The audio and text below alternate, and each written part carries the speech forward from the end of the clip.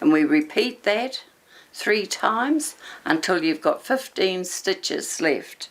Ko Miriama Searancke, tēnei e kaha ana ki te whatū haere I ngā popi kia pineia ki ngā kākahu o āna whanaunga kua rongonui haere ana mahi I ngā tau.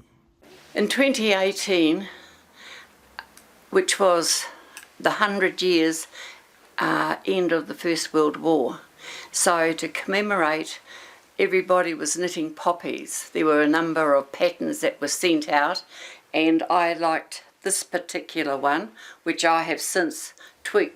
Hei tā Miriama, e kotahi haora te roa hei hanga tētehi o āna popi whero, I ngā tau kua hipa, kua tonoa ngā kura me ngā kapahaka hoki mo āna popi. When we went to the Urupa in Italy, there were a lot of graves, headstones, 21, that was the age, 21. But we know that there were young men, 16, 17, had signed up, but they all said they were 21.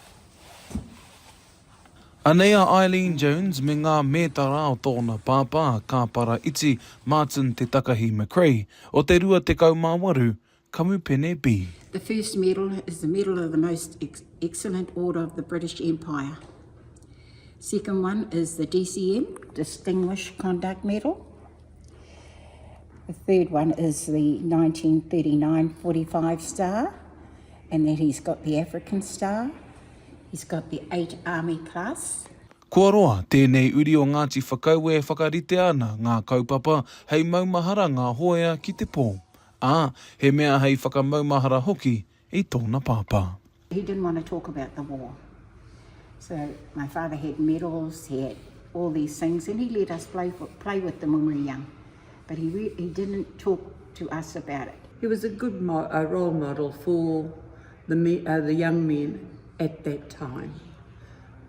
You know, there wasn't a lot to go on, but every young man in Ngāti Whakauē wanted to be with Uncle Martin. For me, for my father, for the 28 Māori Battalion, it means a lot to us, a lot to all the families in Rotorua, all over the place. Ko oti, ia Miriama te whatu I tētehi atu popi, ko te mahi nāenei he mau hei taonga maumahara. Te Kawa Paorahas, Aukaha.